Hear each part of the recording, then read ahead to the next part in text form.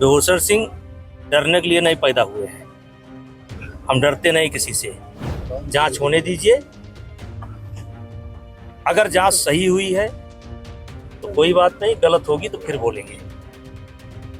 और बेभूषण सिंह डरने वालों में से नहीं है। अयोध्या के राम मंदिर से कैश और अन्य चढ़ावे की चोरी का मामला इन दिनों सुर्खियों में है।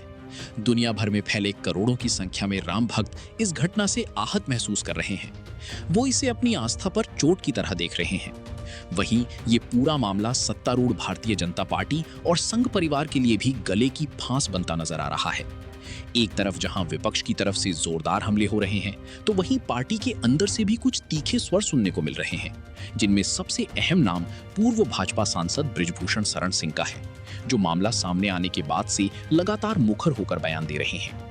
शुक्रवार को रोहतक में महर्षि दानंद विश्वविद्यालय के खेल स्टेडियम में चल रही भारतीय कुश्ती संघ द्वारा आयोजित नेशनल चैंपियनशिप में खिलाड़ियों को सम्मानित करने पहुंचे बृजभूषण ने तल्ख लहजे में कहा कि अगर राम मंदिर में चोरी की जांच सही तरीके से नहीं हुई तो वो चुप नहीं बैठेंगे और उसके खिलाफ आवाज उठाएंगे।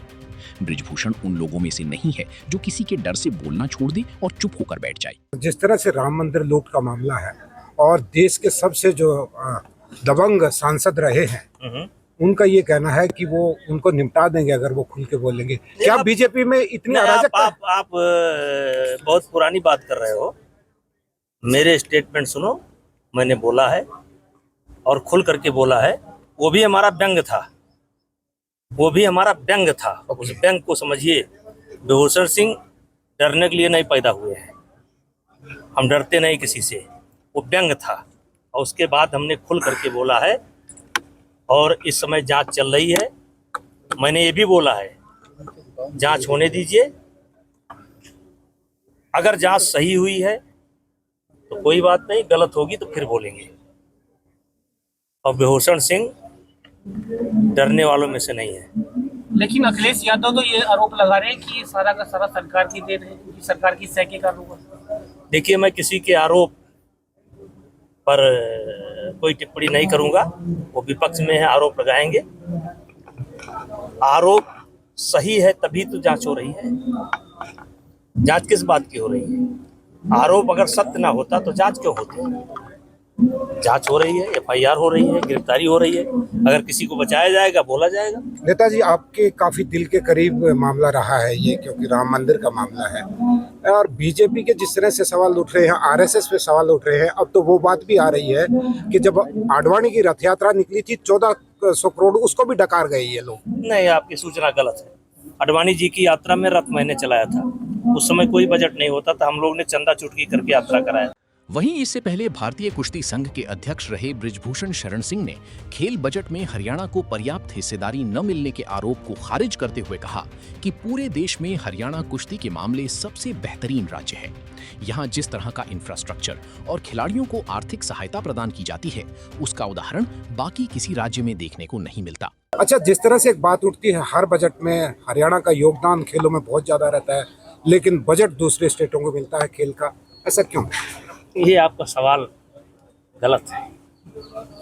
ये जहाँ तक भारत सरकार का विषय है, तो अभी भारत सरकार के कैंप 3 जगह चल रहे हैं।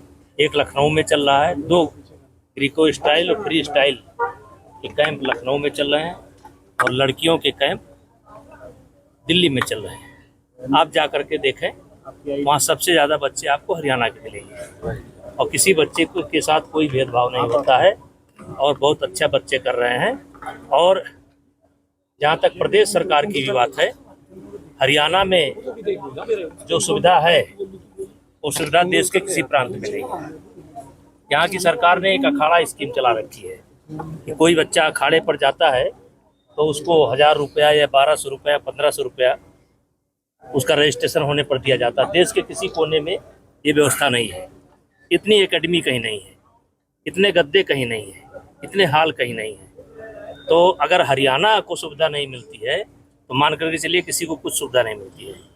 तो ये क्वेश्चन आपका बता दें कि यूपी से आने वाले बृजभूषण शरण सिंह की छवि एक दबंग राजनेता के साथ साथ खेल प्रशासक भी रहे हैं।